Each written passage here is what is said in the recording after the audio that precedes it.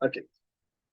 अच्छा जी, partnership start करते हैं। चलेंगे, क्या होती है कुछ आइडिया वैसे पार्टनरशिप?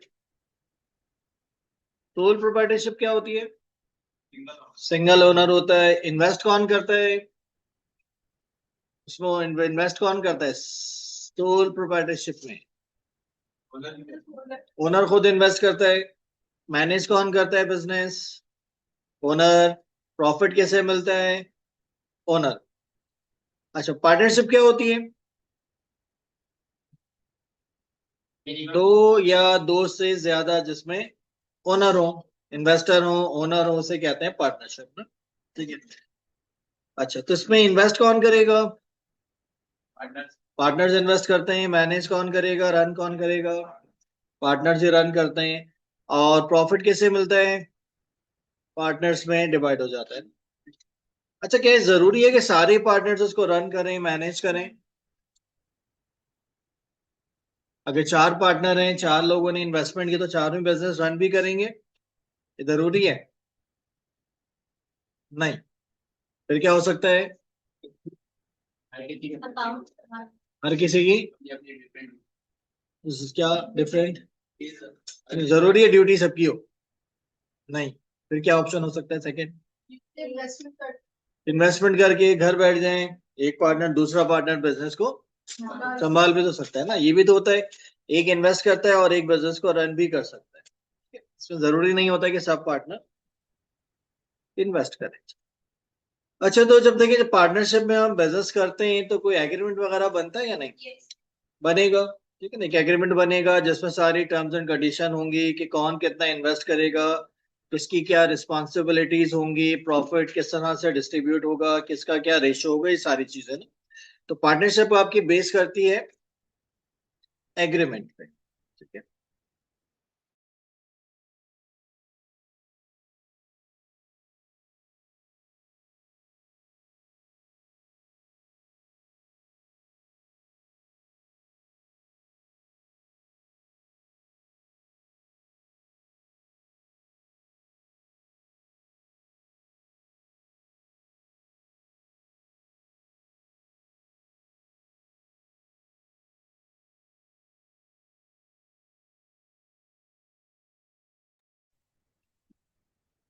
अच्छा, तो अच्छा, अगर पार्टनरशिप को हम कंपेयर करें सोल ट्रेडर से, सोल प्रोप्राइटरशिप से, तो इसके एडवांटेज क्या होंगे? पार्टनरशिप को अगर हम सोल प्रोप्राइटरशिप से कंपेयर करें तो एडवांटेज क्या होंगे? कम बर्डन आएगा। किस चीज का बर्डन कम होगा? काम का। मतलब रिस्पॉन्सिबिलिटीज डिवाइड हो जाएंगी। हर पार्टनर अपने स्किल्स के मुताबिक काम करेगा, रिस्पॉन्सिबिलिटी ले सकता है ना। ठीक है। और प्रॉफिट कैसे बढ़ेगा? ज्यादा लोग काम करेंगे, अच्छा काम करेंगे तो प्रॉफिट ज्यादा हो सकता है। ठीक है। और इन्वेस्टमेंट ज्यादा आएगी। इन्वेस्टमेंट भी तो ज्यादा होगी, क्योंकि सोल प्रोवाइडर सिंगल ओनर, एक लिमिट होगी। पार्टनर्स ज्यादा होंगे, एक से ज्यादा, तो ज्यादा इन्वेस्टमेंट आ सकती है। और हाँ, उससे क्या होगा? हर बंदे की, हाँ, बहुत सारी स्किल्स होंगी फिर। अच्छा, हर बंदा अपने स्किल के मुताबिक काम करेगा तो वो बेहतर काम हो सकता है। जबकि सोल ट्रेडर में क्या होता है, सारी रिस्पॉन्सिबिलिटीज एक ही बंदे पर होती हैं, तो वो इतना बेहतर तौर पे मैनेज नहीं कर सकता। और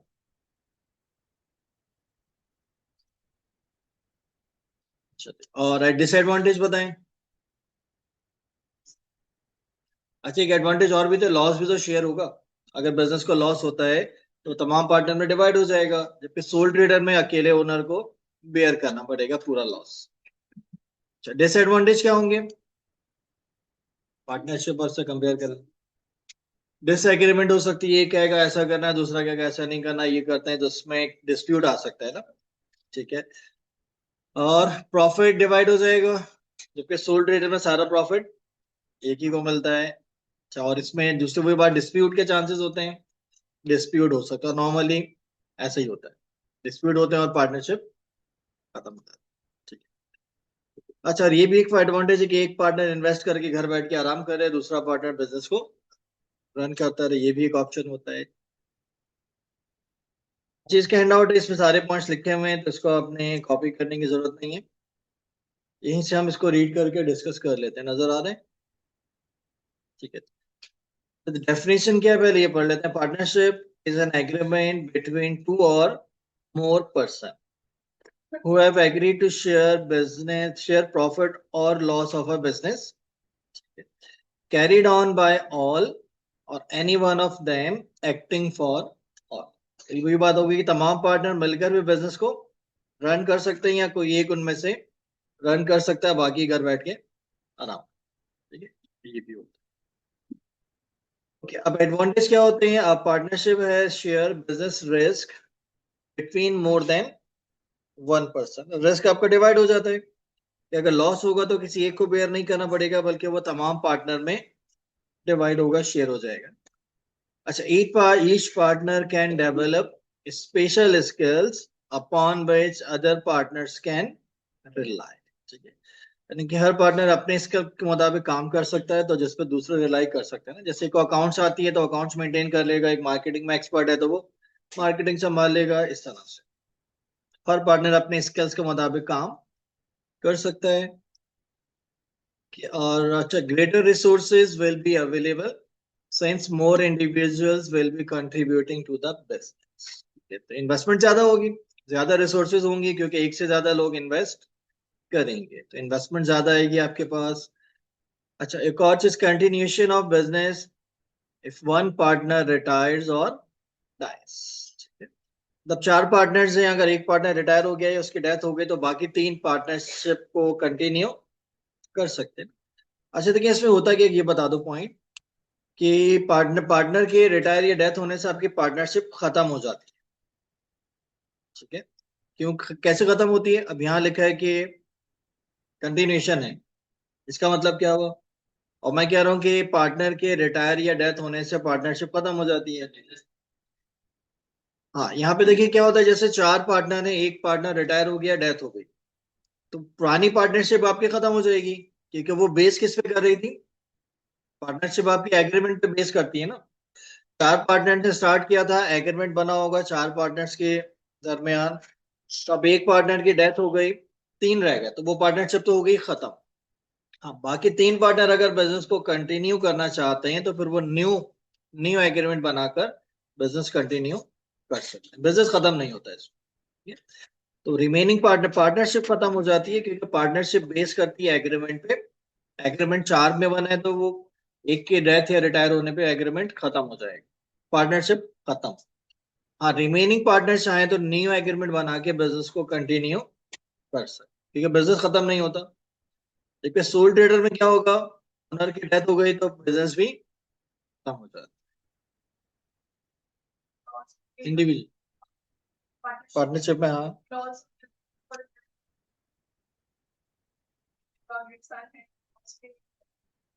हाँ, तब भी नया एग्रीमेंट बनेगा। हाँ, क्योंकि वो सबसे पहले से बना होगा।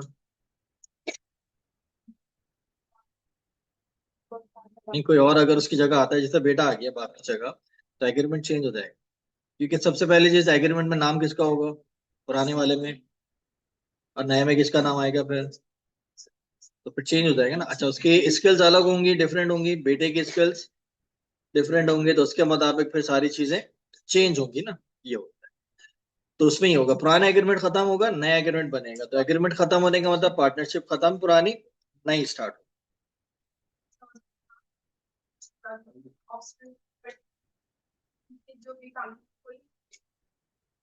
ये तो मिलेगा ना उसको, जो पुराना उसका शेयर होगा वो मिल जाएगा उसके घर वालों को, उसको दे देंगे। उसके जो भी इन्वेस्टमेंट होगी, प्रॉफिट में जो भी शेयर होगा, वो सब कैलकुलेट करके उसके घर वालों को दे देंगे। बाकी तीन जो है वो कंटिन्यू कर लेंगे। अगर घर वाले कहते हैं भाई नहीं कि आप इसको इन्वेस्ट कर दें पैसा, हमें प्रॉफिट देते रहे, तो ये भी होता है फिर, इसमें भी हो सकता है। सारे ऑप्शन होते हैं, ऐसा कोई इशू नहीं है, जब तक कि बाकी पार्टनर ईमानदार हो। अगर उनकी नीयत में फतूर आ जाए तो फिर आप कुछ नहीं कर सकते, फिर वो एक अलग इशू होता है। बाकी एथिकली अगर काम हो रहा है तो सब कुछ हो सकता है, तो उसकी इन्वेस्टमेंट उसके घर वालों को मिल जाती है। सही है। चाहिए तो हो गए इसके एडवांटेजेस, अब आते हैं डिसएडवांटेजेस पर। देयर में भी dispute in running of the business, और नॉर्मली ऐसे ही होता है, और इसी की बेस पे आपकी पार्टनरशिप खत्म हो जाती है। अच्छा, due to discussion amongst partners, it may take longer to make business decisions. ये भी एक प्रॉब्लम आता है. अच्छा, in a partnership, each partner is jointly and severally liable for the actions of other partner. If one partner is penalized, other partners can all be required to pay damages. क्या मतलब हुआ कि अगर आपने एक गलती, एक पार्टनर के कोई गलती करता है तो वो खुद तो भुगतेगा, बाकियों को भी भुगतना पड़ेगा. तो अपनी गलती तो आप भुगतेंगे, दूसरे की गलती भी आपको भुगतना पड़ सकती है. एक की गलती की वजह से अगर कोई डैमेज हुआ और कोई पेनल्टी लग गई है तो सबको बेयर करनी पड़ेगी. सही, ये एक डिसएडवांटेज है, करे कोई भरे कोई, ये मसला है. इसके बाद है personal liability of each partner for the firms liability is unlimited. तो पहले तो ये बताइए word use of firm, FIRM, firm. Firm किसे कहते हैं, इसका मतलब क्या, फर्म. कंपनी को नहीं, कंपनी को नहीं कहते. कंपनी को कंपनी कहते हैं. ऑडिट फर्म का नाम सुना है आपने, ऑडिट फर्म्स होती है ना, ऑडिट फर्म्स जहाँ पे आप लोग आर्टिकलशिप करने जाते हैं. आप स्टूडेंट्स आर्टिकलशिप भी करते हैं, और वैसे ऑडिट फर्म होती है, उनका काम तो ऑडिट करना होता है ना. और बाकी जो स्टूडेंट्स होते हैं CACC के, वो अपनी आर्टिकलशिप भी करने के लिए ऑडिट फर्म में जाते हैं ना. ठीक है, तो उसको ऑडिट फर्म कहते हैं, ऑडिट फर्म. ऑडिट कंपनी नाम सुना है आपने, ऑडिट कंपनी. ऑडिट फर्म सुना है, तो फर्म क्यों कहते हैं उसको, ऑडिट फर्म. ऑडिट कंपनी नहीं कहते हैं. ऐसे ही है ना, ऐसे ही है. ठीक है, तो उसको ऑडिट फर्म को ऑडिट फर्म क्यों कहते हैं, कंपनी क्यों नहीं कहते. क्योंकि जो ऑडिट फर्म्स है हमारे यहाँ पे, वो सब पार्टनरशिप पे बेस कर रहे हैं, वो पार्टनरशिप में चल रही है. पार्टनरशिप नहीं, कंपनी पार्टनरशिप में नहीं चलती. कंपनी में पार्टनरशिप कहाँ होती है. आपने FBT शुरू हो गया आप लोगों का भी, सर अभी पढ़ेंगे उसमें भी, और आगे हम लोग पढ़ेंगे आप थ्योरी में. कंपनी पार्टनरशिप में फर्क होता है. कंपनी के तो शेयर होल्डर्स होते हैं, शेयर्स होते हैं, उसके शेयर होल्डर्स होते हैं, डायरेक्टर्स होते हैं, वो एक अलग सेटअप होता है. स्टार्ट में पढ़े था, याद होगा हमने पढ़ा था types of ownership, soul trader, partnership और जॉइंट स्टॉक कंपनी. जिसमें प्राइवेट लिमिटेड कंपनी होती है, पब्लिक लिमिटेड होती है, तो वो अलग चीज है. पार्टनरशिप अलग है, कंपनी अलग. ठीक है, तो ऑडिट फर्म, तो फर्म्स का वर्ड हम यूज करते हैं पार्टनरशिप बिजनेस के लिए. अगर आप पार्टनरशिप में बिजनेस कर रहे हैं तो उसके लिए टर्म यूज होती है फर्म. ठीक है, तो ये जो ऑडिट फर्म्स है, इनको फर्म इसलिए कहा जाता है, ये पार्टनरशिप में चल रहे हैं.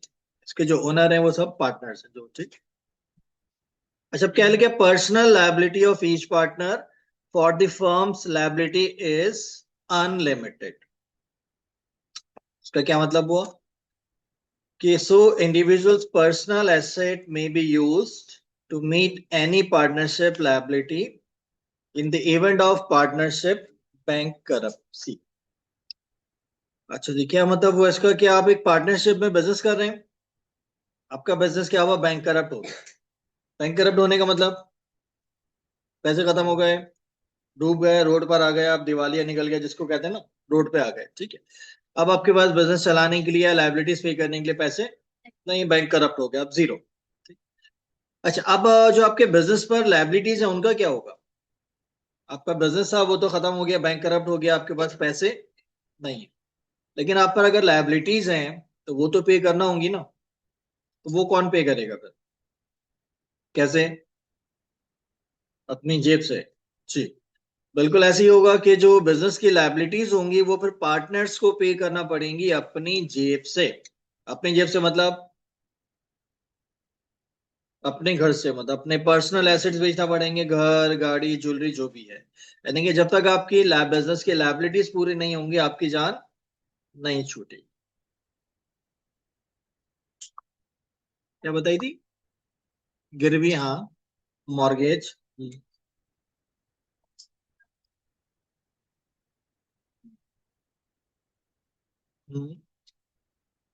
हाँ, नहीं लेकिन हर चीज मॉर्गेज, जैसे अब अभी आपका बिल है इलेक्ट्रिसिटी का, ये तो मॉर्गेज नहीं होगा ना, बिल पे करना है. अपने क्रेडिट पर गुड्स परचेज किए, अकाउंट्स पेबल हैं आपके, वो तो मॉर्गेज नहीं होता है, उनको तो पेमेंट. मॉर्गेज तो नॉर्मली सिर्फ लोन के केस में होता है, कि जब बैंक से लोन लेते हैं तो बैंक आपका एसेट मॉर्गेज कर देता है. वैसे आप क्रेडिट पे कोई चीज बाय कर रहे हैं तो उसके अगेंस्ट कोई एसेट मॉर्गेज नहीं होता ना। अकाउंट्स जो पेबल्स होते हैं आपके, बिल्स पे करने, एम्प्लॉयज को सैलरी पे करनी है, टैक्स पे करना है, तो उसके अगेंस्ट तो कोई भी एसेट मॉर्गेज नहीं होता, वो लायबिलिटी है, तो वो आपको देनी है। सही। हाँ, बैंक से लोन लिया तो बैंक आपका कोई भी एसेट है वो उठा लेगा, वो तो अपने लिए ठीक है, लेकिन बाकी जो लायबिलिटी है उनका क्या होगा, वो फिर आपको खुद देनी है। तो वो कहाँ से देंगे, फिर वो आप अपने पर्सनल एसेट्स बेच कर देंगे। ठीक है। अच्छा, एक चीज और है, यहाँ पे लिखा हुआ ना, लायबिलिटी इज अनलिमिटेड। तो ये हमने सोल ट्रेडर, ये थोड़ा सा और बता दूं, और पार्टनरशिप, दोनों में ओनर्स की लायबिलिटी अनलिमिटेड होती है।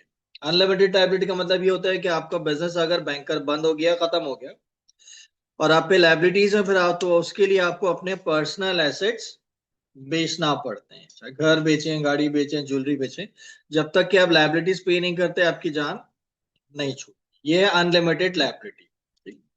और जो कंपनीज होती है ना, लिमिटेड लायबिलिटी कंपनी, उसमें लायबिलिटी क्या होती है, लिमिटेड होती है। लिमिटेड, कि जितनी आपने इन्वेस्टमेंट किया वहीं तक आपकी लायबिलिटी है, उसके बाद मजीद आपको पैसे देने की जरूरत नहीं पड़ती। जैसे अगर आपने किसी कंपनी में इन्वेस्टमेंट की हुई है, किसी कंपनी के आपने शेयर खरीदे और वो कंपनी बैंक करप्ट हो गई, तो आपका मैक्सिमम लॉस कितना होगा, जितने आपने इन्वेस्ट किए थे बस।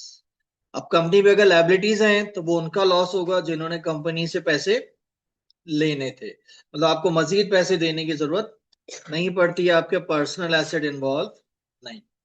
ठीक। तो वहां लायबिलिटी आपकी लिमिटेड होती है, कहां तक, आपकी इन्वेस्टमेंट तक, यानी कि मैक्सिमम लॉस कितना होता है कंपनी में, जितना आपने इन्वेस्ट किया। ठीक है।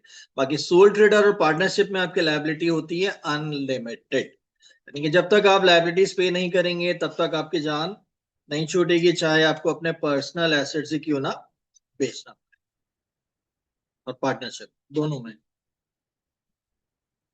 हो सकती है, नॉर्मली नहीं होते, ऑप्शन होता है इसमें भी एक। हम्म? तो आपको देगा नहीं उधार, फिर इसको भी पता है ना, पैसे नहीं मिलेंगे बाद में, करवा ले। फिर आपको उधार नहीं देगा, लोन नहीं देगा, फिर उसको भी तो पता होगा ना सामने वाले को लिमिटेड है, बस ये होता है फिर। ठीक है। अच्छा, ये हो गए इसके डिसएडवांटेज, और ये आपको टर्म समझ आ गया, लिमिटेड और अनलिमिटेड। सही। पार्टनरशिप।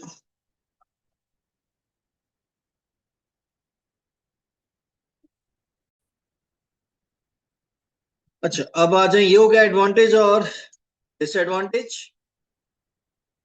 अच्छा, अब बात करते हैं जरा पार्टनरशिप एग्रीमेंट पे आते हैं। अच्छा देखिए, एग्रीमेंट में क्या होता है, टर्म्स एंड कंडीशंस होंगी ना सारी। अच्छा, वैसे तो इसका कोई फिक्स फॉर्मेट नहीं होता, जब आप पार्टनरशिप में बिजनेस करते हैं, एग्रीमेंट बनाते हैं, तो एग्रीमेंट का कोई फिक्स फॉर्मेट नहीं होता, फिक्स टर्म्स नहीं होती कि आपने प्रिंट आउट निकाला, साइन किया और एग्रीमेंट हो गया, ऐसा नहीं है। आप अपनी मर्जी से कोई भी टर्म्स डिसाइड कर सकते हैं, ये पार्टनर्स पे डिपेंड करता है कि आप जो भी एग्रीमेंट बनाएं, जो भी टर्म्स डिसाइड करना चाहें वो कर लें, उसके बाद उन्हीं के मुताबिक एग्रीमेंट बनेगा, साइन हो जाएंगे, बिजनेस स्टार्ट हो जाए। ठीक है। अच्छा, अब कुछ जो कॉमन टर्म्स होती हैं पार्टनरशिप एग्रीमेंट की, उस पर हम बात कर लेते हैं। कॉमन टर्म्स क्या होती हैं, इस पर बात कर लेते हैं। ठीक है। Partnership agreement is a document agreed upon by partners to create partnership. ठीक है। अच्छा, it set out terms on how partnership will operate and how profit will be shared to reduce disputes between partners। ठीक है। पहले से अगर आपने agreement बनाया हुआ है तो डिस्प्यूट के चांसेस कम हो जाते हैं, और एग्रीमेंट नहीं होगा तो डिस्प्यूट के चांसेस ज्यादा होंगे। खास तौर पे अगर प्रॉफिट आपको अच्छा हो गया है तो प्रॉफिट डिस्ट्रीब्यूशन के टाइम पर फिर डिस्प्यूट होंगे और तलवारें निकल आएंगी, और फिर आपकी पार्टनरशिप खत्म हो जाती है, फिर ऐसे ही होता है। तो पार्टनरशिप भी खत्म, और अगर आप दोस्त हैं तो आपकी दोस्ती भी खत्म, रिलेटिव्स हैं तो रिश्तेदारी भी खत्म हो जाती है। ठीक है। इसलिए बेहतर है कि जब भी पार्टनरशिप में बिजनेस कर रहे हैं, एग्रीमेंट बना लें, ताकि बिजनेस भी बचा रहे और आपकी दोस्ती रिश्तेदारी भी बचे। सही है। अच्छा, अब क्या रहता है, content of each partnership agreement में डिफर इन डिटेल। ठीक है। But it will include following points. जो कॉमन पॉइंट्स हैं वो क्या हो सकते हैं, उससे बात कर लेते हैं। नेम ऑफ पार्टनरशिप, सबसे पहले नाम आ जाएगा। ठीक है। Type of business activity it carries out, ठीक है, कि आपने काम करना है। अच्छा, duration of business if any. अच्छा, ये भी हो सकता है कि अगर आपने डिसाइड किया भाई कि 5 साल तक हम पार्टनरशिप में काम करेंगे और उसके बाद अलग अलग हो जाएंगे, तो वो ड्यूरेशन भी आप मेंशन कर सकते हैं, 5 साल, 10 साल, 2 साल, जो भी है। और अगर ऐसी कोई इंटेंशन नहीं है तो आप ड्यूरेशन मेंशन नहीं करेंगे, बस फिर चलते रहेगा जब तक कि डिस्प्यूट ना आ जाए। अच्छा, capital each partner must introduce, ठीक है, कैपिटल का अमाउंट डिसाइड हो जाएगा। प्रॉफिट शेयरिंग अरेंजमेंट, ठीक है। Amount of drawings each partner can take out of the business, ये भी एक इंपॉर्टेंट पॉइंट है ना, क्योंकि इस पर भी एक डिस्प्यूट आ सकता है कि अगर एक पार्टनर की ड्राइंग्स ज्यादा है, एक पार्टनर की ड्राइंग्स कम है, तो इस पर भी डिस्प्यूट आ सकता है। बिल्कुल, तो बेहतर है आप पहले से डिसाइड कर रहे हैं कि कौन कितनी ड्राइंग्स कर सकता है, ठीक है। पता चले एक ने इन्वेस्टमेंट की 1 लाख की, ड्राइंग कर ली 2 लाख की, तो ऐसा भी हो, तो ये भी हम पॉइंट मेंशन कर देंगे ताकि डिस्प्यूट के चांसेस कम हो जाए, ठीक। अच्छा, इसके बाद आ जाए जी प्रॉफिट शेयरिंग अरेंजमेंट। बाकी इसमें और भी पॉइंट्स ऐड हो सकते हैं जो भी आप ऐड करना चाहें कि किसकी क्या रिस्पॉन्सिबिलिटीज होंगी, क्या टाइमिंग्स होंगी, सब कुछ आ सकता है। अच्छा, इसके बाद profit sharing arrangement are essential in partnership agreement, ये सबसे इंपॉर्टेंट पॉइंट है। When preparing financial statements, partnership agreement includes the following details. अच्छा, अब ये प्रॉफिट शेयरिंग अरेंजमेंट से रिलेटेड कुछ पॉइंट्स हैं। अच्छा, नॉर्मली जैसे आप बिजनेस कर रहे हैं, अगर आप पार्टनरशिप में, तो आप अगर आप लोग कर रहे हैं, प्रॉफिट शेयर कैसे करेंगे, क्या अरेंजमेंट करेंगे, बनाएंगे? जितना इन्वेस्ट किया उतने हिसाब से आप एक परसेंटेज निकाल लेंगे। अगर इक्वल इन्वेस्टमेंट है तो इक्वल हो जाएगा, कम ज्यादा है तो कम ज्यादा, ठीक है। और बस, और कुछ नहीं। हम्म ज्यादा तो देने से कम दे सकते हैं जरूर, ठीक है। अच्छा, इसमें और भी पॉइंट्स हो सकते हैं, क्या क्या होते हैं उस पर बात करते हैं। अच्छा, देखिए, इस पैसे तो आपको प्रॉफिट कब होता है, प्रॉफिट कब कैलकुलेट करेंगे? साल बाद ना, या महीने बाद? नॉर्मली साल बाद प्रॉफिट लॉस कैलकुलेट होता है। तो जो शेयर आपको मिलेगा प्रॉफिट में, वो तो 1 साल बाद मिलेगा ना, 1 साल बाद मिलेगा। 1 साल तक अपना घर कैसे चलाएंगे? घर भी तो चलाना है, उसके लिए पैसे कहाँ से आएंगे? 1 साल तक बैठे रहेंगे? सैलरी ले सकते हैं। अच्छा, और ड्राइंग कर सकते हैं, ऐसे ही होगा ना, कुछ पैसे तो चाहिए होंगे ना। 1 साल तक वेट तो नहीं करेंगे, 1 साल बाद प्रॉफिट होगा तो पैसे घर आएंगे, तो फिर सारे खर्चे आपके सही। तो और क्या पॉइंट्स हो सकते हैं, जैसे ईच पार्टनर सैलरी, एक सैलरी का अमाउंट आप फिक्स कर सकते हैं कि कौन कितनी सैलरी लेगा। अच्छा, लेकिन ये जो सैलरी होगी पार्टनर की, इसे हम प्रॉफिट डिस्ट्रीब्यूशन में लेके जाएंगे। ये आपका सैलरी एक्सपेंस चार्ज नहीं होगा। तो जब प्रॉफिट एंड लॉस स्टेटमेंट बनेगा, तो उसमें जो पार्टनर की सैलरी होगी उसे हम सैलरी एक्सपेंस चार्ज नहीं करेंगे, ठीक है। याद है ना, प्रॉफिट एंड लॉस बनाया था तो उसमें हम लिखते हैं ना, gross profit minus operating expense, उसमें सैलरी एक्सपेंस भी आते हैं। लेकिन वो सैलरी कौन सी होगी? एम्प्लॉयज की। अगर ओनर सैलरी ले रहे हैं तो उसे हम एक्सपेंस ट्रीट नहीं करेंगे। उसे एक तरह से आप एडवांस प्रॉफिट कह सकते हैं कि आप एडवांस में प्रॉफिट निकाल रहे हैं सैलरी के नाम से। फिर ईयर एंड पे जो आपका प्रॉफिट शेयर बनेगा, उसमें से आपकी सैलरी पहले माइनस होगी, फिर जो अमाउंट बचेगा वो आपको मिलेगा, ठीक है? तो एक तरह से कह लें कि आप एडवांस में प्रॉफिट ले रहे हैं सैलरी के नाम से। तो ये सैलरी जो पार्टनर को मिलेगी, प्रॉफिट डिस्ट्रीब्यूशन का पार्ट होगी, एक्सपेंस नहीं होगा ये, सही। अच्छा, इसके अलावा हो सकता है एक पॉइंट, इंटरेस्ट ऑन कैपिटल। ये भी एक पॉइंट आप ऐड कर सकते हैं उसमें। जैसे देखिए, एक पार्टनर है, वो कह रहा है भाई मेरे ये पैसे हैं, मैंने डिपॉजिट अकाउंट में रखे हुए हैं बैंक में, हर महीने मुझे 10% इंटरेस्ट मिलता है, उस पर प्रॉफिट मिलता है, इंटरेस्ट। तो मुझे क्या जरूरत है बिजनेस में पैसे लगाने की? ये भी तो एक पॉइंट है ना, कि कोई बंदा बिजनेस में इन्वेस्ट क्यों करेगा? अगर पैसे आपने बैंक में डिपॉजिट करवा दिए, उस पर आपको एक इंटरेस्ट मिल रहा है मंथली, तो फिर क्या जरूरत है? सही है। तो उसमें फिर एक ये पॉइंट ऐड कर सकते हैं कि भाई जो पार्टनर जितना इन्वेस्ट करेगा उसको पहले इतना परसेंट इंटरेस्ट मिल जाएगा ऑन कैपिटल, उसके बाद जो प्रॉफिट बचेगा वो फिर एक परसेंटेज में डिवाइड हो जाएगा। तो इससे इन्वेस्टमेंट आपकी ज्यादा भी हो सकती है ना, कि पार्टनर कहेगा चलो प्रॉफिट मिले ना मिले, कम से कम इंटरेस्ट तो मिल जाएगा। तो तो एक इंटरेस्ट ऑन कैपिटल का अमाउंट भी पॉइंट भी उसमें आप ऐड कर सकते हैं।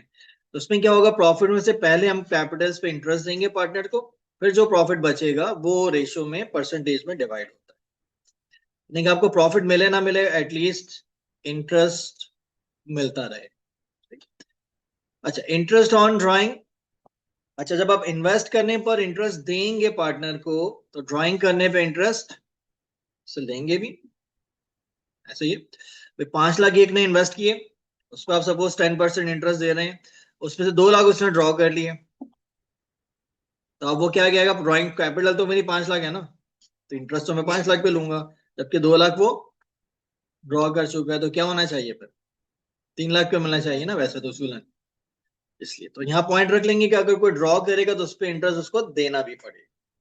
दोनों पॉइंट आ गए ना।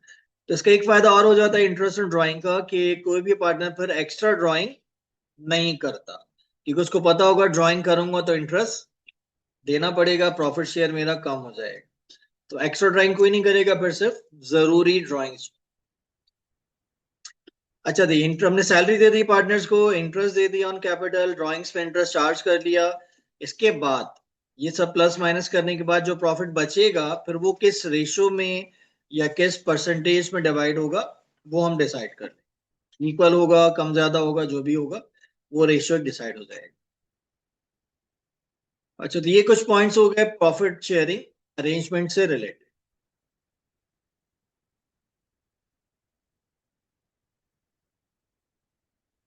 अच्छा, अब ये कुछ डिटेल्स हैं, इसको आप पढ़ लें थोड़ा सा। ये उन्हीं पॉइंट्स की डिटेल है। सैलरीज हो गई, इंटरेस्ट हो गया, ये सारी, इसको आप लोग रीड कर लें। इसमें कोई प्रॉब्लम है तो वो डिस्कस कर लेते हैं इसके बाद।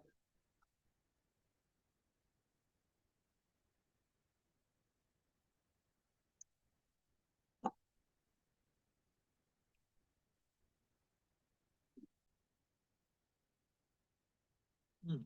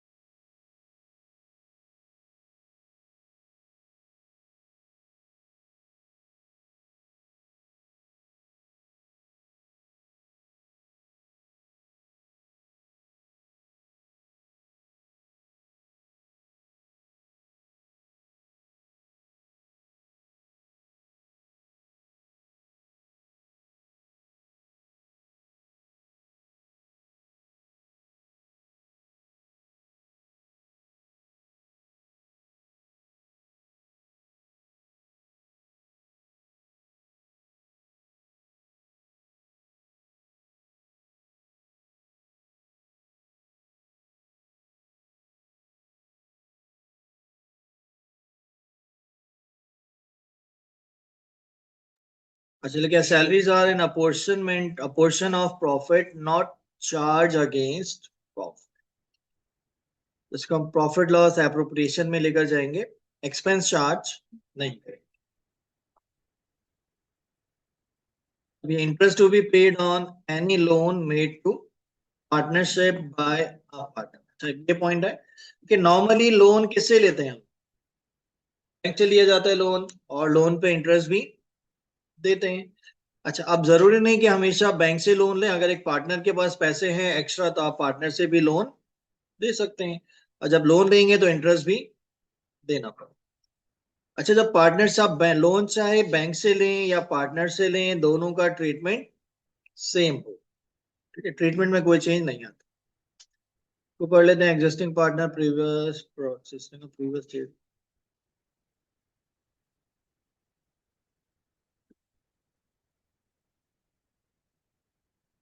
लोन चाहे पार्टनर से लें या बैंक से, दोनों का ट्रीटमेंट सेम होगा, कोई चेंज नहीं है।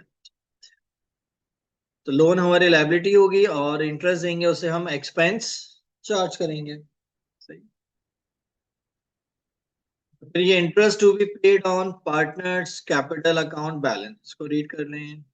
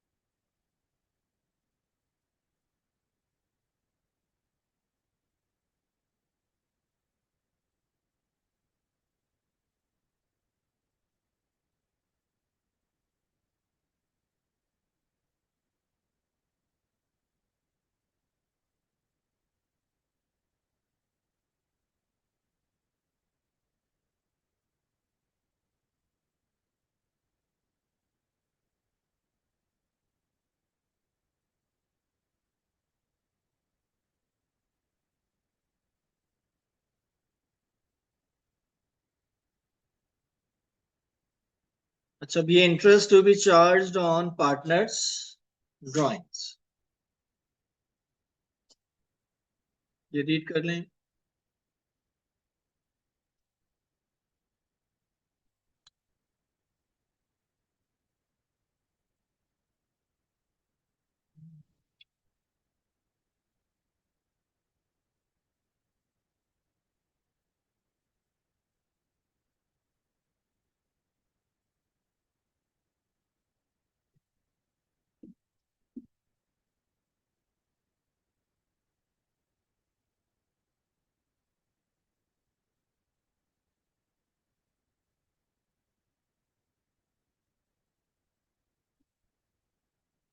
ठीक है, क्लियर। और आखिर में फिर proportion in which any residual profit is to be allocated between partners. अच्छा, अब में तो इंटर कॉमर्स से कोई है? इंटर कॉमर्स, अच्छा इंटर में ये टॉपिक है, आपने पढ़ा होगा सेकंड ईयर में।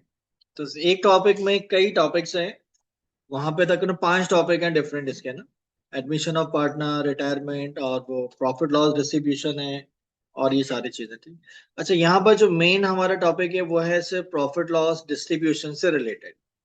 ठीक, यानी कि प्रॉफिट आपको गिवन होगा, सारी टर्म्स आपको गिवन होंगी, हमने प्रॉफिट को एज पर एग्रीमेंट डिस्ट्रीब्यूट करके पार्टनर्स का प्रॉफिट लॉस शेयर फाइंड करना, मेन टॉपिक हमारा ये डिस्ट्रीब्यूशन पर है। ठीक, और उसके बाद एक पार्ट इसमें छोटा सा है एडमिशन ऑफ पार्टनर का, और एक रिटायरमेंट ऑफ पार्टनर, बिल्कुल माइनर पार्ट। तो मेजर टॉपिक ये हमारा पार्टनरशिप डिस्ट्रीब्यूशन से रिलेटेड है, प्रॉफिट लॉस डिस्ट्रीब्यूशन। तो जब हम पार्टनर्स में प्रॉफिट लॉस डिस्ट्रीब्यूट करते हैं तो उसके लिए भी एक स्टेटमेंट बनती है, जिसे हम कहते हैं, यानी कि statement of profit and loss, statement of financial position के अलावा एक तीसरी स्टेटमेंट बनेगी, जिसे हम कहते हैं स्टेटमेंट ऑफ प्रॉफिट और लॉस एप्रोप्रिएशन। उसमें हम ये सारी डिस्ट्रीब्यूशन दिखाएंगे कि बिजनेस को प्रॉफिट कितना हुआ, किस पार्टनर को सैलरी कितनी मिल रही है, इंटरेस्ट ऑन कैपिटल कितना है, इंटरेस्ट ऑन ड्राइंग कितना है, रेजिडुअल प्रॉफिट कितना है, और आखिर में उसका टोटल प्रॉफिट शेयर निकल आता है। ठीक, रिमेनिंग प्रॉफिट मतलब ये सब प्लस माइनस करने के बाद जो ऊपर वाले पॉइंट है ना, बिजनेस को एक प्रॉफिट हुआ, वैसे हमने ये सैलरी माइनस की, इंटरेस्ट ऑन कैपिटल माइनस किया, इंटरेस्ट ऑन ड्राइंग को प्लस किया, सब प्लस माइनस करने के बाद जो प्रॉफिट बचता है उसे कहते हैं रेजिडुअल। प्रोसेस करेंगे तो ये आपको और क्लियर हो जाएगा। अच्छा, अब आ जाए स्टेटमेंट ऑफ प्रॉफिट और लॉस एप्रोप्रिएशन। तो once the statement of profit और loss is completed and net profit established, the statement of appropriation of profit is drawn up। ठीक है। अच्छा, पार्टनरशिप में क्या होगा, पहले हम बनाएंगे स्टेटमेंट ऑफ प्रॉफिट और लॉस, यहां से हमें मिलेगा नेट प्रॉफिट। उसके बाद हम बनाते हैं statement of profit and loss appropriation, इसमें हम वो नेट प्रॉफिट को एज पर एग्रीमेंट डिस्ट्रीब्यूट करेंगे और हर पार्टनर का प्रॉफिट शेयर फाइंड करेंगे।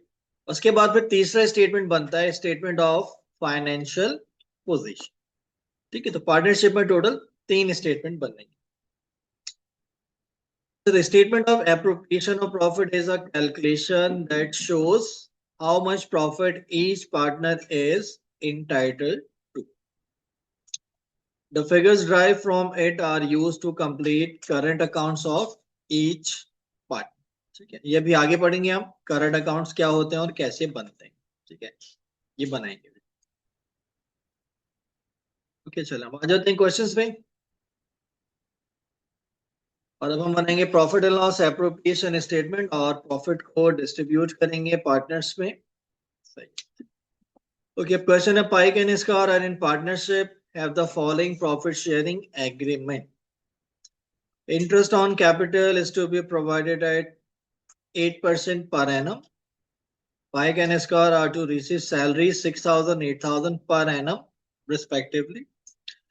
बैलेंस ऑफ प्रॉफिट, अच्छी लिखा ना, बैलेंस ऑफ प्रॉफिट, ये इसको आप कह सकते हैं रेजिडुअल प्रॉफिट भी कह सकते हैं। Balance of profit, residual profit, remaining profit is to be divided between Pike and Scar in the ratio of 3:2. तब इंटरेस्ट और सैलरी देने के बाद जो प्रॉफिट बैलेंस बचेगा उसे आपने 3:2 के रेशियो में डिस्ट्रीब्यूट कर। Net profit for the year amounts 20,000 and capital account balance are 12 and 9,000.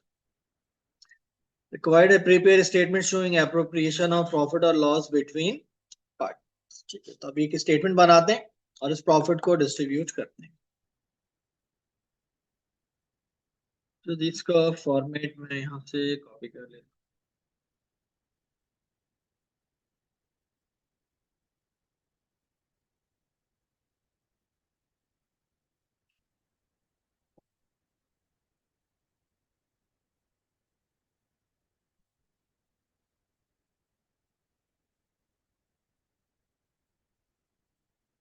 जी इसका कुछ फॉर्मेट होगा इस तरह का, जैसे हम करते हैं।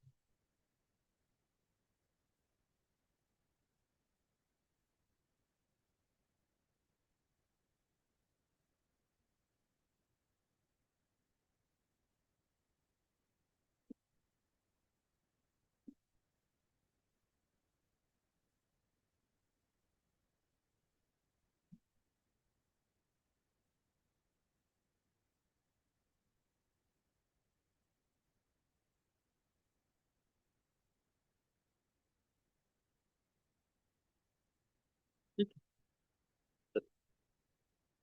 है, 1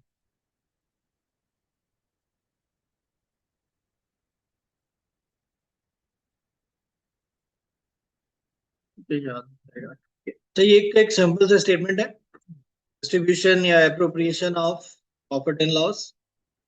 3 कॉलम बन जाएंगे, एक पार्टनर है पाई, एक स्कार और एक टोटल का। जितने पार्टनर्स होंगे हर पार्टनर के कॉलम होगा और आखिर में एक टोटल का कॉलम बन जाएगा। अच्छा, अब हमें प्रॉफिट डिस्ट्रीब्यूट करना है तो पहले हम लिख लेते हैं नेट प्रॉफिट कितना है। नेट प्रॉफिट आपको दिया हुआ है 20,000। अब 20,000 को एज पर एग्रीमेंट डिस्ट्रीब्यूट करेंगे। ठीक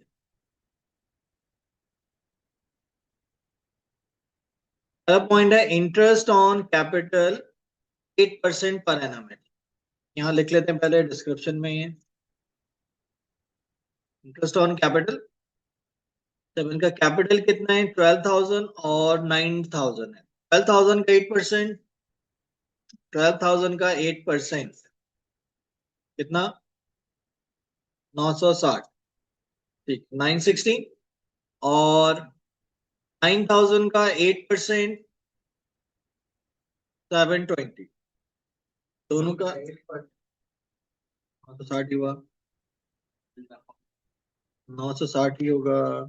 दोनों का टोटल कर लेते हैं 1680 आ गया। 8 10 द 80 होता है, 8 2 द 16 होता है, 966 हो गया ना। ओके, इसके बाद Pike and Scar are to receive salaries. Salaries हैं पर एनम. अच्छा, इसमें ख्याल रखिएगा पर एनम फिलहाल लिखा हुआ है, बाज़ दफा वो पर मंथ भी देता है. अगर यहाँ पर मंथ होगा तो फिर क्या करेंगे, मल्टीप्लाई बाय 12 करेंगे, आप एनुअल सैलरी निकालेंगे. ठीक है, क्योंकि जो प्रॉफिट हमें दिया है इसने वो फॉर द ईयर दिया है ना, प्रॉफिट फॉर द ईयर है, साल का प्रॉफिट है. तो इसलिए सैलरी अगर यहाँ पे पर मंथ मेंशन होगा तो आपने 12 से मल्टीप्लाई करके पर एनम लेनी है. लेकिन फिलहाल पर एनम है तो इसमें हम कुछ भी नहीं करेंगे, एज इट इज लिख लेंगे. कितनी है, 8 और 6 ना, 6,000, 8,000 टोटल 14,000. तो ये हमने पार्टनर्स को सैलरी दे दी. इसके बाद बैलेंस ऑफ प्रॉफिट और loss is to be divided. अच्छा, बैलेंस हम निकालेंगे, जिसके लिए हम लिखते हैं बैलेंस, इसको हम रिमेनिंग प्रॉफिट भी कह सकते हैं, रेजिडुअल प्रॉफिट भी कहते हैं, रिमेनिंग और रेजिडुअल प्रॉफिट. अच्छा, अब ये किस तरह कैलकुलेट होगा, देखें टोटल प्रॉफिट कितना था, नेट प्रॉफिट कितना था, नेट प्रॉफिट कितना था 20,000 में से हमने इंटरेस्ट दिया 1680 का और सैलरीज हमने दी 14,000. अब कितना प्रॉफिट बचेगा, तो इसके लिए हम क्या करेंगे, इसको माइनस कर देते हैं, ये माइनस साइन लगा देते हैं. टोटल प्रॉफिट था 20,000, इसमें से इंटरेस्ट ऑन कैपिटल हमने दिया 1680, सैलरीज हमने दी 14,000 की पार्टनर्स को. बचा कितना प्रॉफिट, 4,320. ये कहलाएगा आपका रिमेनिंग प्रॉफिट, रेजिडुअल प्रॉफिट, या अनएप्रोप्रिएटेड प्रॉफिट भी कहते हैं इसको, या बैलेंस ऑफ प्रॉफिट भी कहते हैं, कुछ भी कह सकते हैं. अब ये डिस्ट्रीब्यूट करेंगे हम 3:2 के रेशियो में ना, तो 3:2 के रेशियो में डिस्ट्रीब्यूट करते हैं. क्या कैलकुलेशन होगी, इसको कैलकुलेट करना आते हैं. ठीक है, क्या करें, पहले पार्टनर के लिए multiply by 3 divided by 5. Answer बताएं, 592 और 320 मल्टीप्लाई बाय 2 डिवाइडेड बाय 5, कितना है 1728. ये हमने रिमेनिंग प्रॉफिट डिस्ट्रीब्यूट किया इनटू और 1728. नहीं, हाँ ये कह लें साल के एंड में ये मिलेगा, नहीं बल्कि इंटरेस्ट भी साल के एंड में मिलेगा ना. सिर्फ सैलरी वो मंथली लेंगे, सैलरी मंथली लेते रहेंगे, बाकी इंटरेस्ट ऑन कैपिटल साल के एंड पे मिलेगा. ये जो रेजिडुअल प्रॉफिट ये भी साल के end पर. इसको हम रिमेनिंग प्रॉफिट, रेजिडुअल प्रॉफिट, आगे इसको शेयर भी लिख सकते हैं, रिमेनिंग प्रॉफिट शेयर है, रिमेनिंग प्रॉफिट का शेयर है. अब हम कॉलम वाइज इनका टोटल करेंगे. पाइक को इंटरेस्ट मिला 960, सैलरी मिली 6,000, रिमेनिंग प्रॉफिट में से शेयर मिला 2592. इसका टोटल प्रॉफिट शेयर कितना बना 9552. इसी तरह scar interest on capital plus salaries plus remaining profit share, इसका टोटल प्रॉफिट शेयर बना 10,448. ये इनका आ गया प्रॉफिट शेयर. इसको प्रॉफिट 20,000 में से 20,000 में से पाइक को कितना प्रॉफिट मिला 9,550 और 20,000 में से स्कार का प्रॉफिट शेयर कितना बना 10,448. ठीक है, इसको चेक करने का तरीका है कि इन दोनों को आप ऐड करें, 9,550 और 10,448 को ऐड करें तो इसका टोटल कितना होना चाहिए, 20,000 बनना चाहिए, 20,000 होना चाहिए. और वो एग्जैक्ट 20,000 नहीं आ रहा है, इसमें 98 है, दो का कहीं डिफरेंस है. कहाँ पे, अच्छा ये 92590 है नीचे, इधर 2 आ जाएगा, मैंने 0 लिख दिया टोटल में. अब दोनों का टोटल इक्वल हो जाएगा 20. तो ये इसको चेक करने का तरीका. तो यहाँ पे हमारे profit loss appropriation statement complete. अच्छा वैसे अब देखा इसको सही, ये कॉपी कर लें. अच्छा एक चीज और याद रखिएगा कि एग्जाम में दो चीजें पूछता है आपसे. नॉर्मली तो वो प्रॉफिट शेयर पूछता है, कभी कभार वो आपसे रिमेनिंग प्रॉफिट शेयर भी पूछ लेता है. तो ये डिफरेंस याद रखिएगा, ये रिमेनिंग प्रॉफिट शेयर है और ये इनका प्रॉफिट शेयर है 30,000 में से। तो ये पॉइंट याद रखिएगा, वो प्रॉफिट शेयर पूछ रहा है या रिमेनिंग प्रॉफिट शेयर पूछ रहा है आपसे।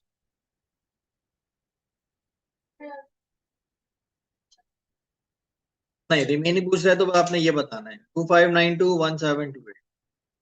नहीं, कुछ नहीं करना। अगर वो कहता है प्रॉफिट शेयर बताएं, फिर आपने ये टोटल करके बताना। ये फर्क है। तो जी कॉपी कर लें।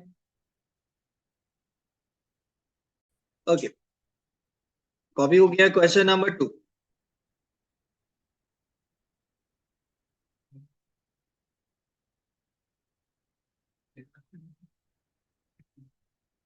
तो क्वेश्चन नंबर 2। प्रॉपर्टी मिल जाएगी ऐसे से करते हैं। तो question number 2, P&Q run a business selling homemade lotion. They have been very successful in their first year of trading and have made a profit of 48,000. Their partnership agreement makes the following provision. चल profit हुआ 48,000 का, आप इसे distribute करेंगे। इधर आ जाते हैं, पहले यहाँ पे लिख लेता हूँ नेट प्रॉफिट 48,000 का है। जब पहला पॉइंट है P is to be allocated a salary of 11,000। अच्छा, इसमें एक पार्टनर को सैलरी मिल रही है, दूसरे पार्टनर की सैलरी नील हो गई, टोटल सैलरी 11,000।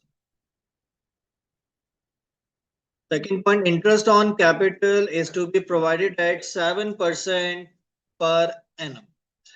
कैपिटल कितना है इनका, ये दिया हुआ। पी का कैपिटल है 88,000 और क्यू का 12,000। 8,000 का 7%, 7 8 या 8 7 560। इंटरेस्ट ऑन कैपिटल, तो बस टेबल याद हो तो आप कैलकुलेट कर सकते हैं। 7 8 या 8 7 560, ठीक है।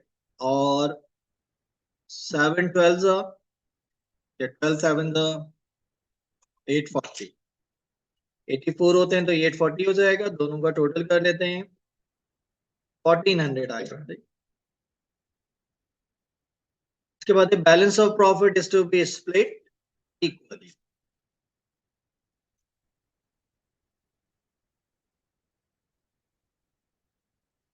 रिमेनिंग प्रॉफिट के लिए हम क्या करेंगे, नेट प्रॉफिट में से सैलरीज और इंटरेस्ट ऑन कैपिटल माइनस करते हैं, हमें मिलेगा रिमेनिंग प्रॉफिट 85,600। अब इसे हम डिस्ट्रीब्यूट कर देंगे, डिवाइड कर देंगे equally.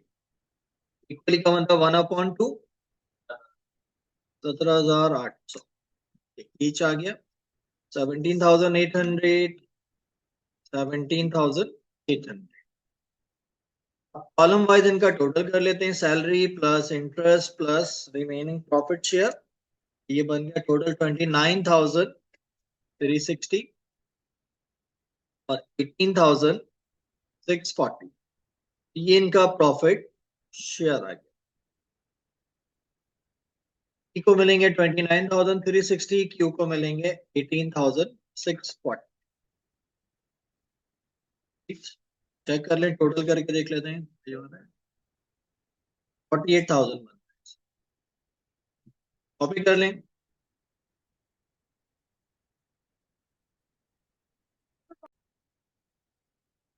Question number 2 complete. Question 3 start करते हैं।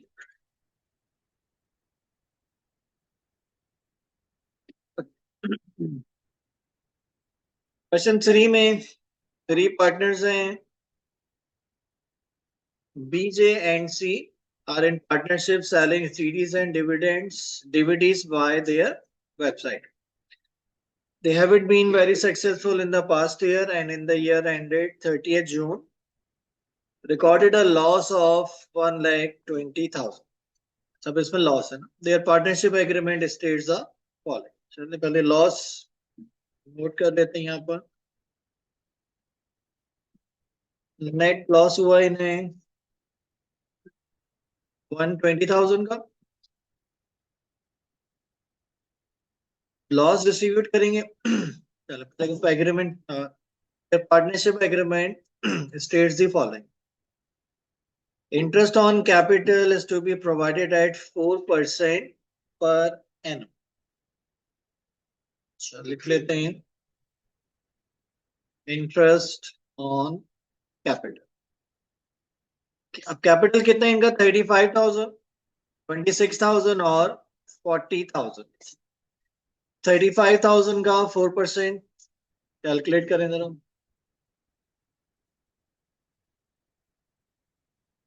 1,400 के बाद 26,000 का 4%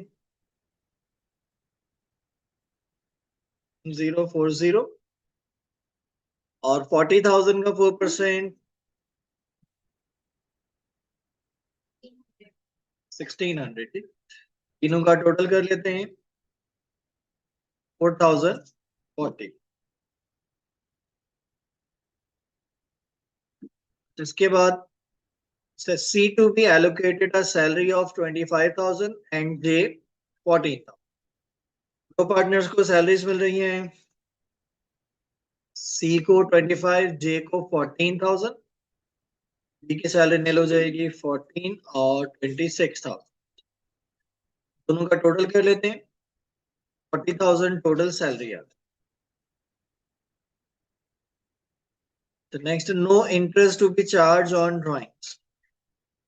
Balance of profit to be shared in the ratio of 4:3:2. यहाँ लिखते हैं हम रेसिडुअल प्रॉफिट शेयर. पहले प्रॉफिट कैलकुलेट कर लेते हैं. इसके लिए हम नेट लॉस में से इंटरेस्ट ऑन कैपिटल और सैलरीज को माइनस करेंगे. लॉस है तो इसको यहाँ नेगेटिव में लिखेंगे. ये मैं नेगेटिव लिखना भूल गया. लॉस है तो इसको हम नेगेटिव में लिखेंगे -120,000. लॉस हुआ है 120 का. इसमें से interest on capital, interest on salary और सैलरीज माइनस करेंगे. लॉस मजीद बढ़ेगा इनका. कितना हो जाएगा? 164,000, 1,64,040. ये इनका रिमेनिंग या रेजिडुअल लॉस आ गया 1,64,040. अब इसे हमें डिस्ट्रीब्यूट करना है रेशियो में. अब रेशियो यहाँ गिवन है 4:3:1. टोटल कितना बनेगा इसका? 8. अब हम इसे 164,040 को मल्टीप्लाई करते हैं 4/8 से. कितना आ रहा है? 82,020. इसके बाद 164,000, 3 है तो 3/8.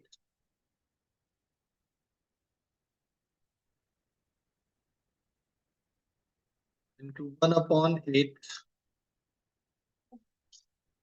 050. ओके, हमने रिमेनिंग लॉस डिस्ट्रीब्यूट कर दिया है. तो अब ये लॉस है तो ये नेगेटिव में ही आएगा. 82,020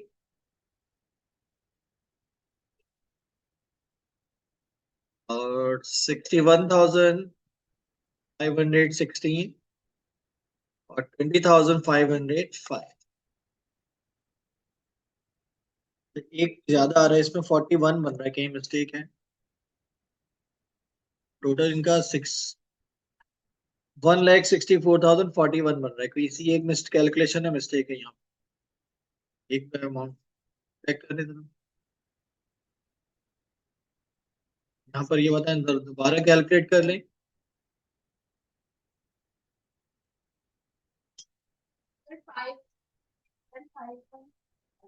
61,515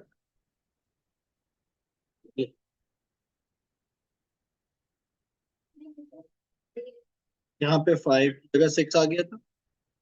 टोटल सेम आ रहा है. सब इनका टोटल करेंगे कॉलम वाइज. तो 1,400 माइनस 82,020, 80,620, 80,620 और इसका टोटल आएगा 46,475.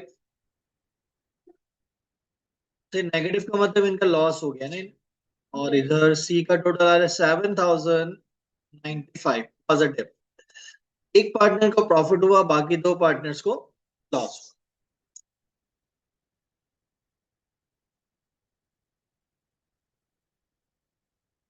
ये इनका प्रॉफिट या लॉस शेयर आ गया ना, दो पार्टनर्स को लॉस हुआ, एक पार्टनर को।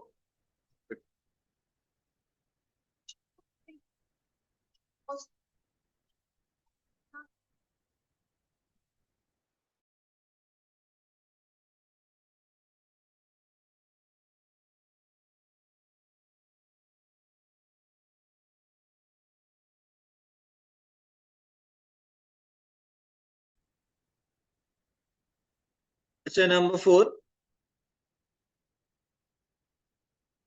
की, तो इसमें दो पार्टनर्स हैं। H and C started a business making and distributing burgers on January 2006। H invested 20,000 in the business and C 14,000. In the first year of trade, business made 25,000 profit. Partnership agreement says the following. पहले ये profit लिख लेते हैं, इनका note कर लेते हैं यहाँ पर। नेट प्रॉफिट कितना हुआ? 25,000। इसको एज पर एग्रीमेंट डिस्ट्रीब्यूट करते हैं। पहला point, neither partner receive a salary. Interest on capital is to be provided at 4%। Interest on capital 4% है, तो कैपिटल इनका है 20,000। 20,000 का 4% 800 और 14,000 का 4%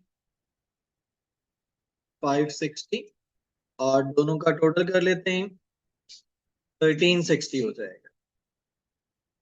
इसके बाद interest on drawings to be charged at 2%।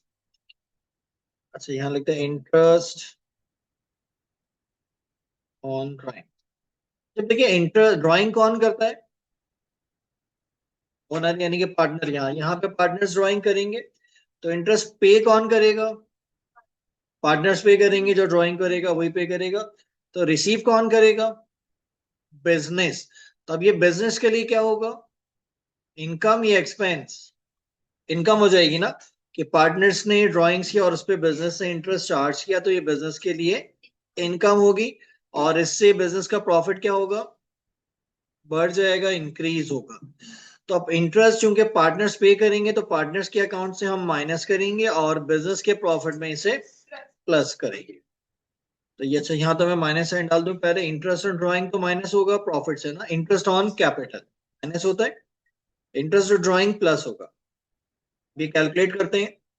ये दिया, both H and C drew 5,000 each from business on 1st July to pay for their annual fishing holidays. तो इसका इंटरेस्ट कैलकुलेट करें। 5,000 ईच है, 2% का इंटरेस्ट रेट है, तो इंटरेस्ट कितना बनेगा? 100 जी। 100 नहीं आएगा, रॉन्ग आंसर। क्यों? क्योंकि देखिए इन्होंने बिजनेस कब स्टार्ट किया है? 1 जनवरी। तो इनका फाइनेंशियल ईयर कब एंड होगा? फिलहाल मेंशन नहीं है। तो 1 ईयर का फाइनेंशियल ईयर होता तो दिसंबर में एंड होगा ना। ड्राइंग्स कब की? जुलाई में। तो इंटरेस्ट पूरे साल का चार्ज होगा या 6 मंथ का? 6 मंथ का चार्ज होना चाहिए ना, जुलाई से लेके दिसंबर तक। अब कितना बनेगा इंटरेस्ट? 2% नहीं। अच्छा, ये जो रेट यहाँ गिवन होता है ना, 4% 2%, आगे मेंशन नहीं है पर एनम या पर मंथ। तो जब तक मेंशन नहीं होगा ऐसे आप पर ईयर पर एनम ऐसे, ये पर ईयर है। तो 5,000 का 2% बनेगा 100, लेकिन 100 होगा पर ईयर। और ड्राइंग्स किए हुए अभी ड्राइंग्स किए हुए हैं अभी 6 मंथ्स गुजरे, तो इस पे सिर्फ 6 मंथ्स का इंटरेस्ट चार्ज होगा। तो वो कितना बनेगा?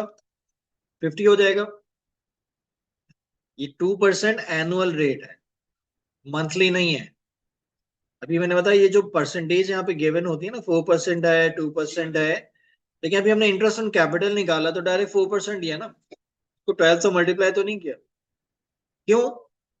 क्योंकि ये रेट पर एनम होता है, जब तक मेंशन ना हो पर एनम होगा ये। तो इंटरेस्ट ड्राइंग का रेट भी कितना? Interest on drawing 2% per annum.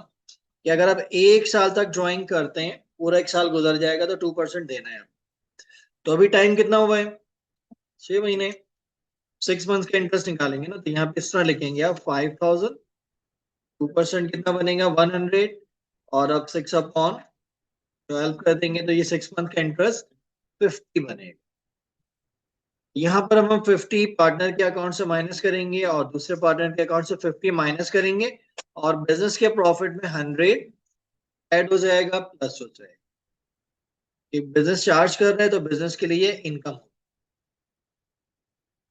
जिसके बाद है इंटरेस्ट ऑन ड्राइंग के बाद balance of profit is to be split in the ratio of 3:2।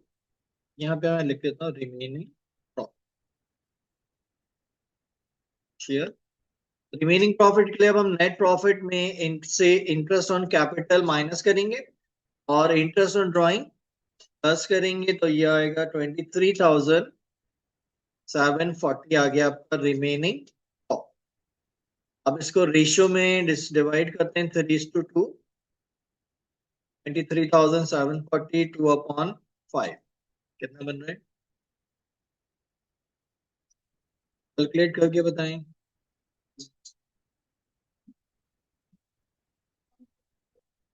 14244 23,740 multiplied by 3 divided by 5। पहला वाला क्या है 9,9496 14,244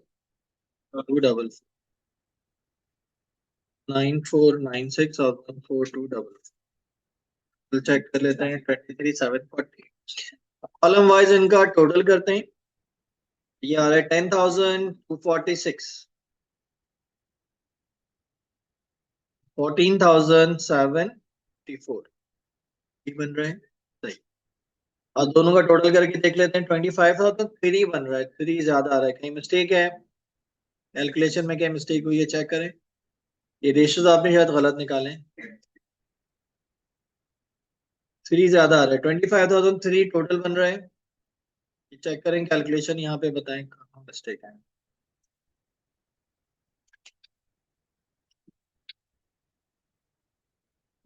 टू अपन 5 9496 1/3/5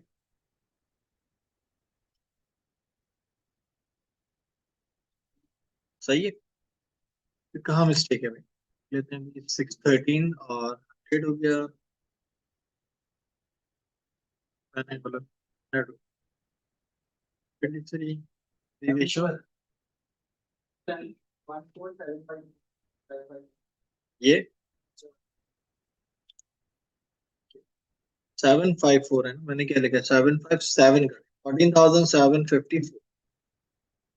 ठीक, टोटल हो गया 25 और ये इनका आ गया प्रॉफिट शेयर। तो नहीं क्वेश्चन आप चेक भी कर सकते हैं, तो कीजिए कॉपी कर लें।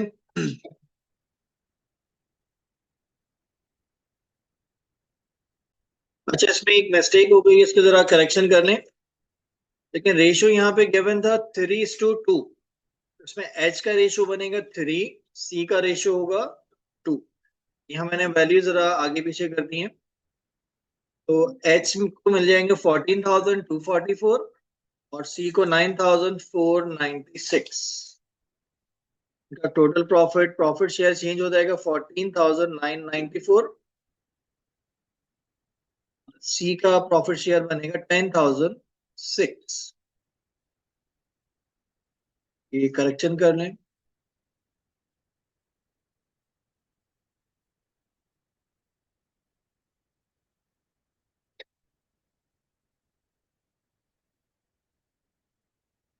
सी इस हिसाब से आ गया।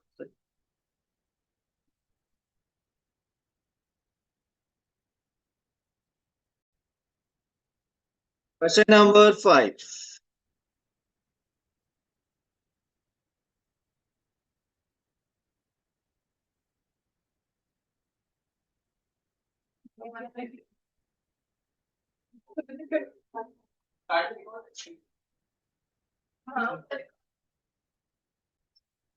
अच्छा क्वेश्चन नंबर 5।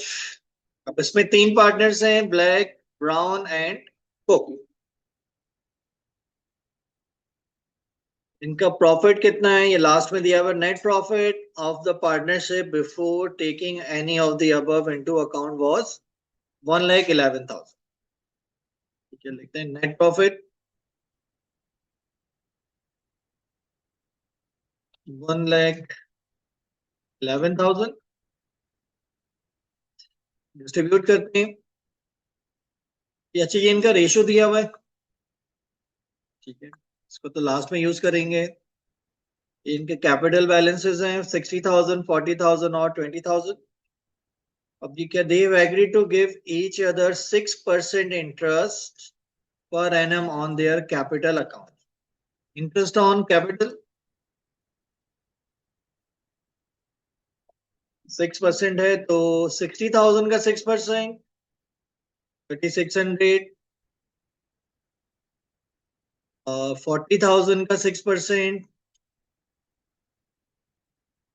2,400 और 20,000 का 6%, 6 और 1,200 आ जाएगा। तीनों का टोटल कर लेते हैं 7,200 आ जाएगा। के बाद in addition to above partnership salaries 30,000 for Brown, 18,000 for Cook are to be charged. Salaries हैं, ब्राउन को मिल रही है 30,000, कितने हो जाएगी 30, और कुक को मिल रही है 18,000, तो इसका टोटल आ जाएगा 48,000।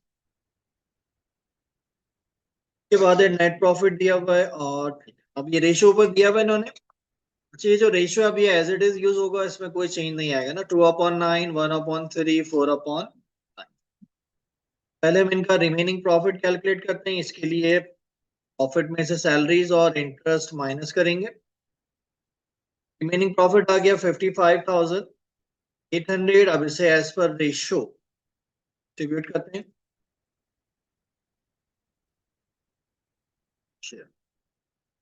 58,800 multiply by 2/9, 12,100, 55,800 multiply by 1/3, 18,600 और 4/9 कितना, 24,800 आ गया। 12,400, 18,600, 24,800 टोटल कर लेते हैं सेम। कॉलम वाइज टोटल करेंगे। इसका 16,000, 51,000 और 44,000। चेक करते हैं तीनों का टोटल करके 1,11,000। ये इनका प्रॉफिट शेयर आ गया। कॉपी कर लें।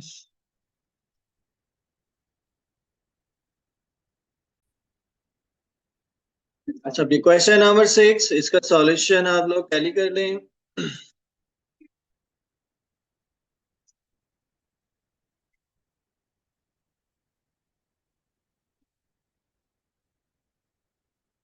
इसका सॉल्यूशन सेम आंसर आ रहे हैं,